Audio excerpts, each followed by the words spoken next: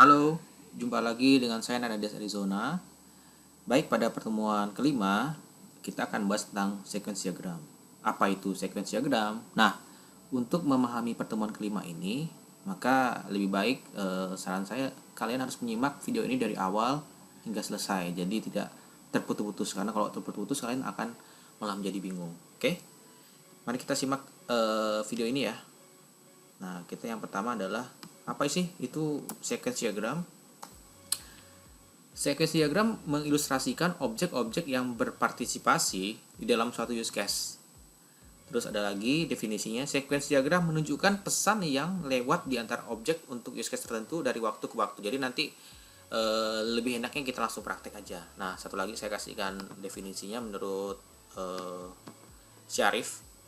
Sequence diagram merupakan UML, jadi ya sama ya, UML itu yang dari use case, terus apa, sequence diagram, activity diagram, nah yang menggambarkan interaksi antara objek dan di dalam sekitar sistem, termasuk pengguna dan tampilan dan sebagainya. Jadi kayak misalnya kita menggunakan sebuah aplikasi, nah bagaimana kita cara login, bagaimana setelah login itu data kita diterima ke dalam data diolah oleh sistem terus mengirim ke mencari ke database, dicek ada nggak datanya, kalau ada dibalikin lagi datanya, berikan informasi kepada si pengguna. Jadi seperti itu nanti. Nah, lebih enaknya nanti kita langsung ke contoh saja.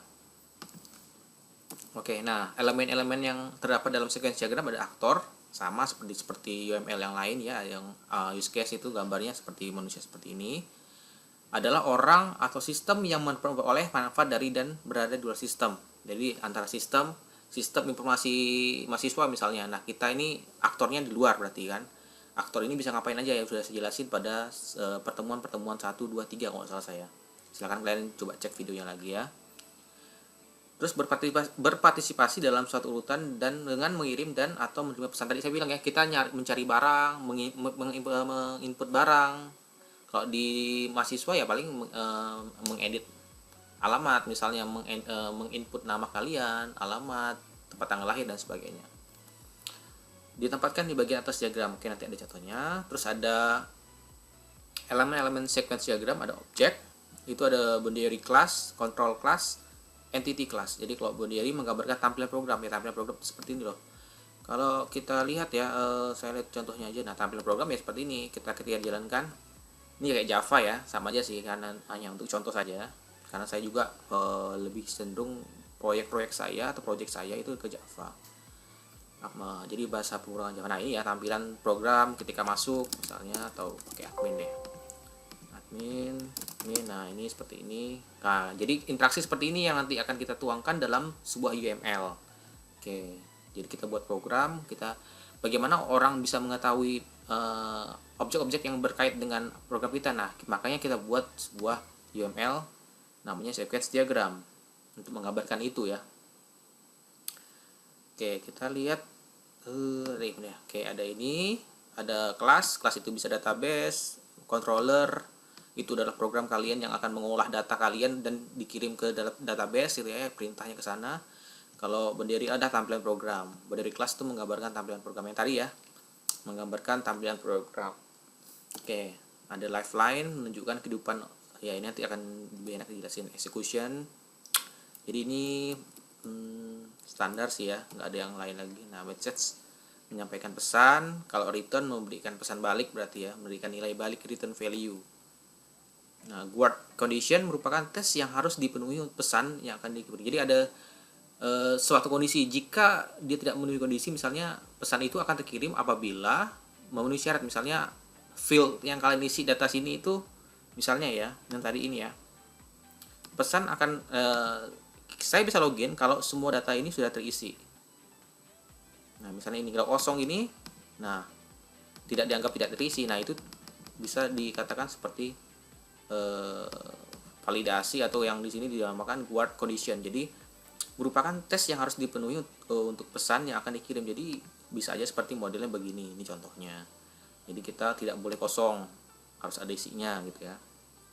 Sama kalau kalian daftar di Gmail kan tidak boleh ada yang kosong tuh, ketika kita isinya kelupaan nanti ada diarahin field ini tidak boleh kosong. Nah, seperti itu loh. Kondisi itu akan dijalankan berikutnya apabila kondisi yang tadi terpenuhi semua. begitu ya. Kita lanjut lagi. Nah, ke contoh program. Oke. Elemen contohnya ada object destruction ditempatkan di ujung lifeline. Nah, ini sih tidak terlalu gimana ya, kita langsung aja nih. Ada frame menunjukkan konteks sequence diagram, misalnya sequence diagram login karyawan, misalnya sequence diagram input data barang. Nah, terus sequence diagram laporan penjualan, misalnya nama-namanya begitu aja sih.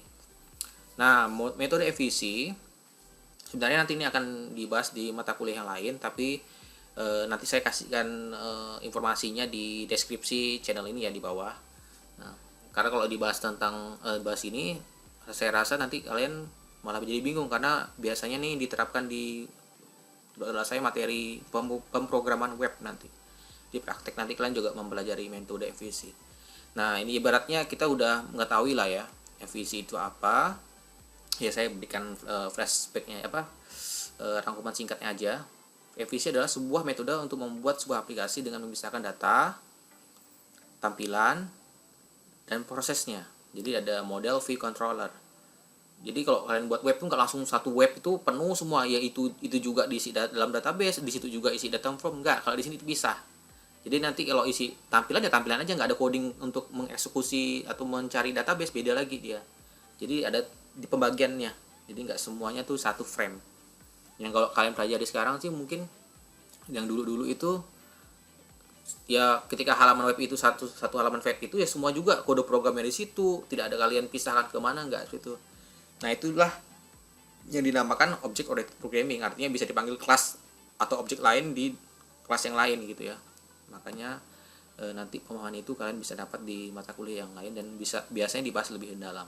Jadi sini ya saya hanya memberikan contoh ketika kalian membuat sebuah program. Nah, ini kita membuat UML-nya seperti ini gitu ya. Oke, anggaplah ada sebuah database penjualan memiliki 4 tabel barang, tabel user, transaksi, detail transaksi. Masing-masing tabel dibuatkan MVC-nya. Jadi tabel barang dibuat MVC, user dibuat MVC. Nah, itu.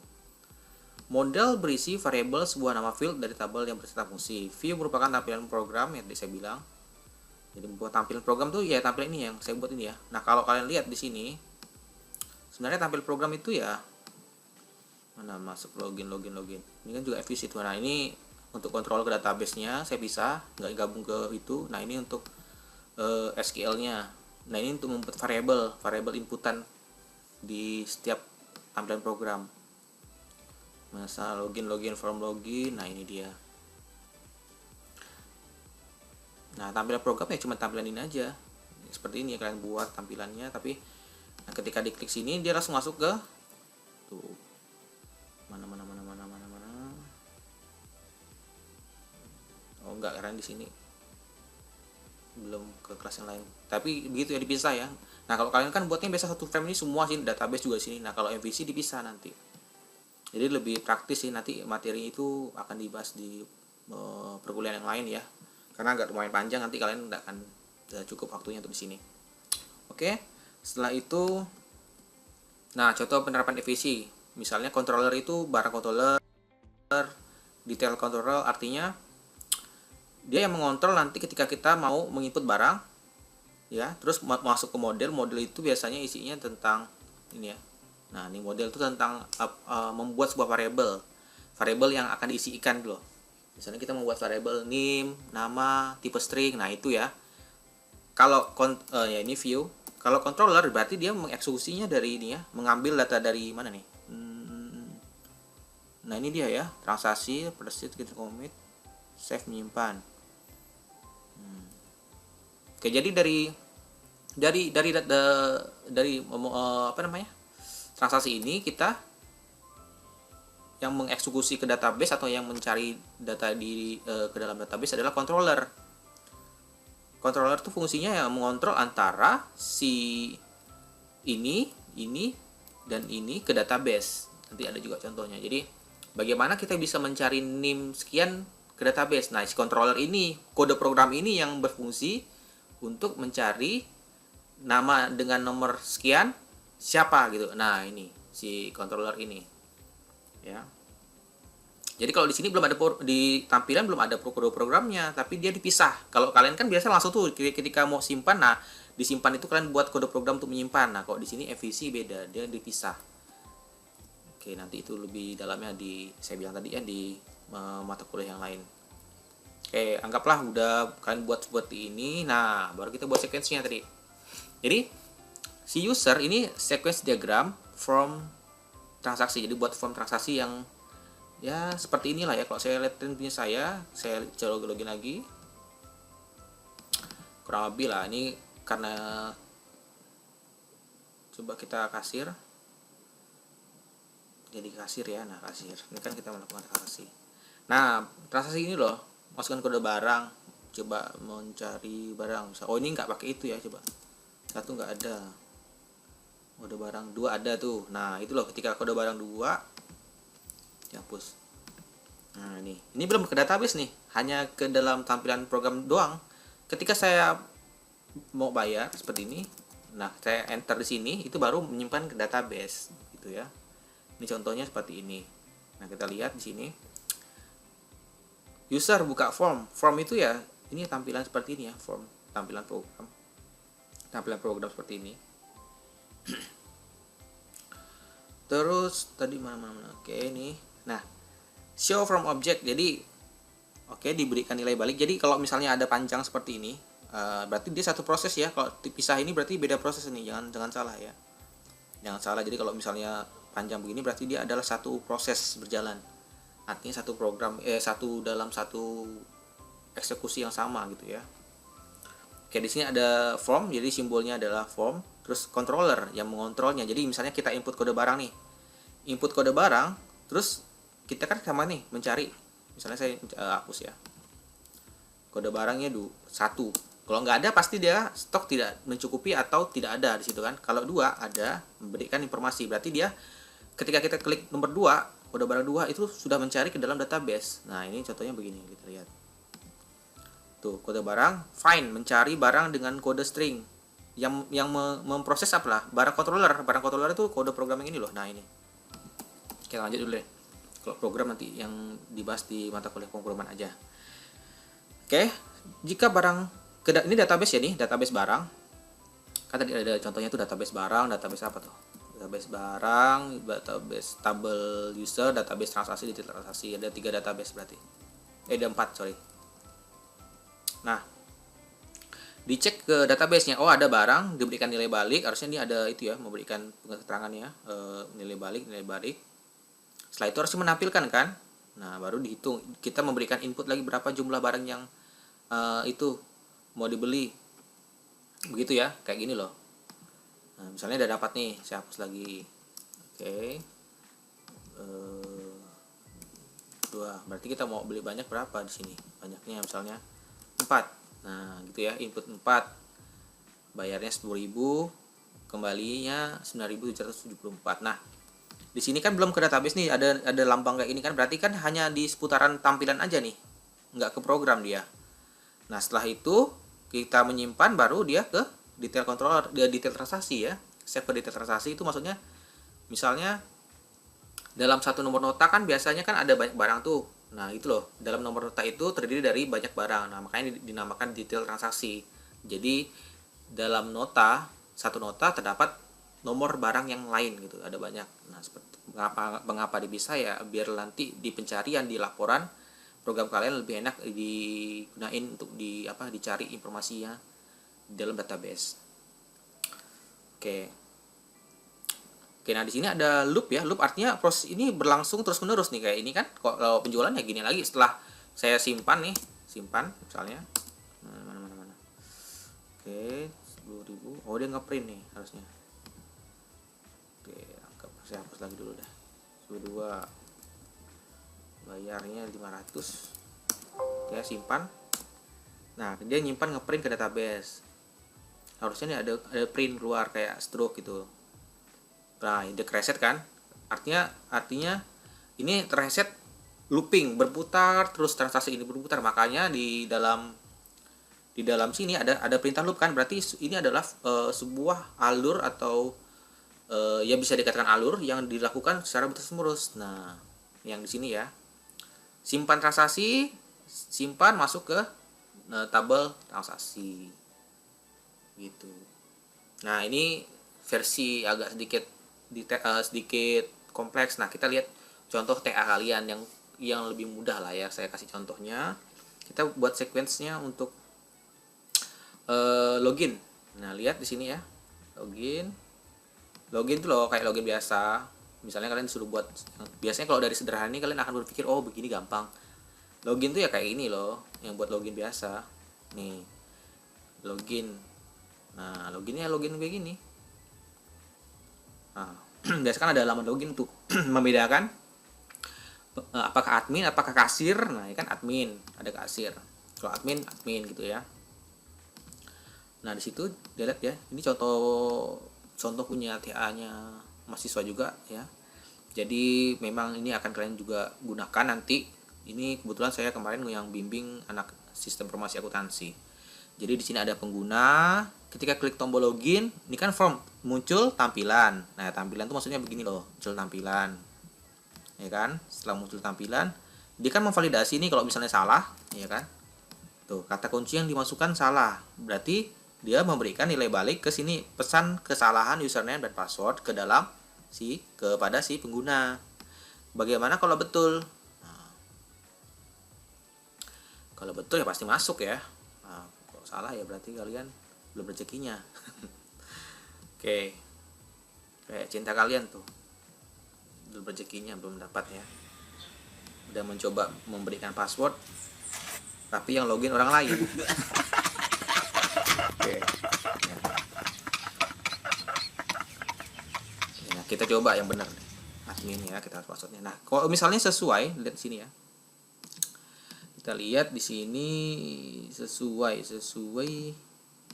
kayak ini nih. Nah, jadi kalau misalnya sesuai, dia langsung masuk ke sorry.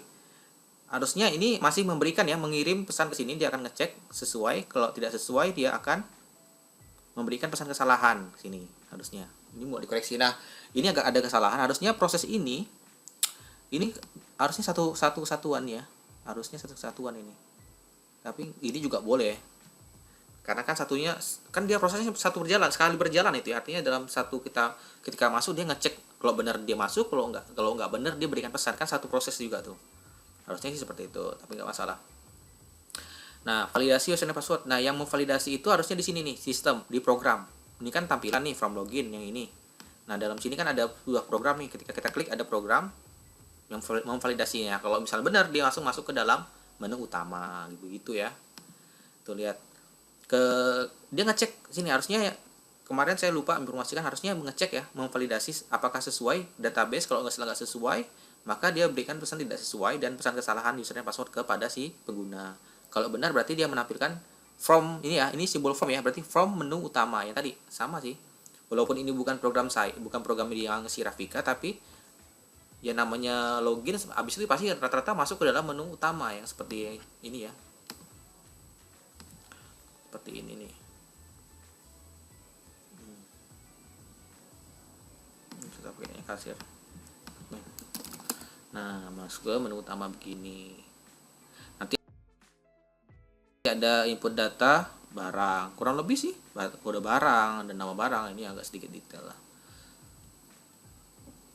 Oke. Saya rasa sih sequence cuman gitu ya nih contohnya, nanti kalian bisa cek lagi.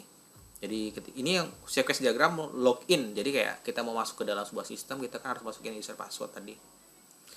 Ini simbol tampilan, ini controllernya yang mengeksekusi nanti yang menjembatani antara data yang kalian berikan, nanti dia akan olah ke database untuk mengecek. Nah, itu fungsinya di sistem. Boleh seperti ini, nggak masalah.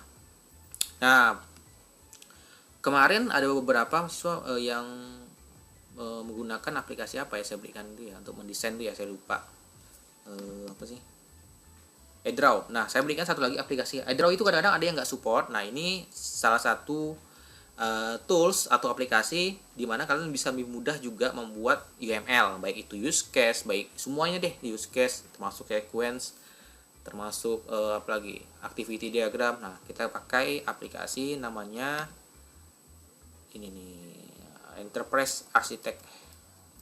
Nah ini dia Enterprise Architect.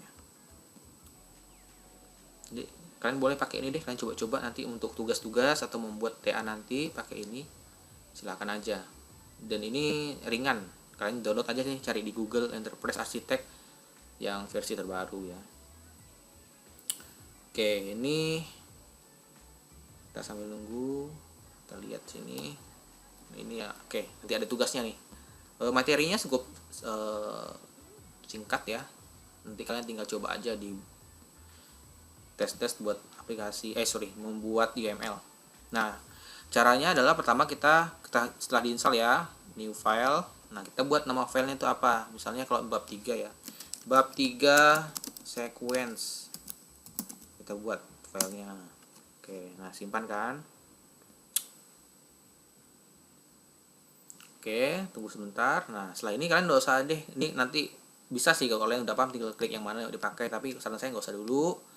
Kita buat sebuah folder baru, misalnya folder tentang bab 3 kalian, bab sequence ya. Bab 3. Jadi kalian buat sequence di sini semua nanti bab 3 sequence. Bab 3 sequence diagram kita buat. Nah, setelah kalian buatnya di sini ya, klik folder ini ya. Setelah itu kalian klik lagi diarahkan ke sini. Klik yang ini. Nah, kan sequence sudah ada tuh, activity diagram, use case ada juga. Nah, pilih yang sequence. Tinggal double klik. Nah, bab 3 sequence. Nanti bisa juga kalau kalian mau buat model baru, misalnya diklik di sini lagi ya, diklik sini lagi. Sini buat folder baru, sequence halaman login halaman gitu ya, login halaman. Diagram sequence login page atau halaman login buat sini. Nah, kita klik di sini sama, klik di sini juga di sequence yang login page, terus kita klik yang di sini di atasnya. Nih, pilih sequence. Oke, dah buat aktor ya, misalnya aktor. Udah nanti dia muncul begini namanya, misalnya samakan dengan tadi ya, misalnya user, pengguna, bolehlah pengguna. Oke, setelah itu apa? Ada ini kan sama nih, ada boundary ya kan, sini tinggal kalian tarik ke sini aja. Tambahkan misalnya form transaksi ya kan. Setelah itu barang controller ya kan. Kita tinggal buat control nih sebelah sini. Barang controller.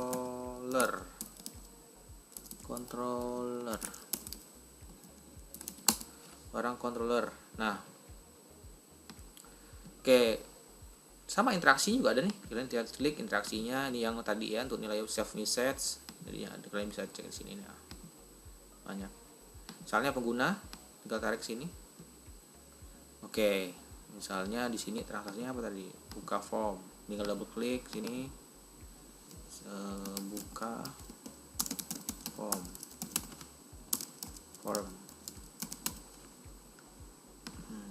Nah, gitu ya. Kalau misalnya mau ngasih nilai balik, otomatis dia sini ke sini. Nah, ini kan satu aliran kan, jadi lebih gampang ya tuh. Buka from gitu ya. Kalian bisa coba, ini juga bisa dari sini ke sini. Tuh. Nah, kalau misalnya dia balik ke sini, nilai balik ke sini. Bisa seperti ini ya, simpelnya. Nah, tarik tanda panah begitu, oke, sorry. Tanda panahnya tarik sini. Nah, begitu ya, gampang sih. Kalau mau nyimpan gambarnya tinggal disimpan aja nih, disimpan di save image nih, mau pakai sebagai apa, PNG kah, JPEG. Kalau nggak pun kalian klik double Ctrl Alt copy, misalnya ini ya, kita buat tuh. Nah, jadi kan lebih gampang kalian. Saran saya sih lebih baik, karena kemarin ada beberapa laptop yang saya lihat ada yang nggak support, pakailah yang ini aja kalau nggak support, Enterprise Architect. Nah, oke. Biar kalian yang laptop kentang itu bisa menggunakan atau mendesain ini ya. Takutnya nanti kalian nggak bisa menggunakan, kan kasihan juga. Jadi saya berikan alternatif. Oke, tugas. Nah, waktunya seminggu seperti biasa, dikerjakan di di tempat terserah kalian. Nah, ini buatlah sequence diagram sesuai dengan petunjuk di slide berikut. Nah, hanya buat sequence diagram untuk form kode barang kok nih. Tuh lihat. User membuka form barang, klik tombol new. Sama sih kayak saya di program ini, kalian lihat ya. Saya juga ada kebetulan sama transaksi penjualan pembelian. Ini kita lihat.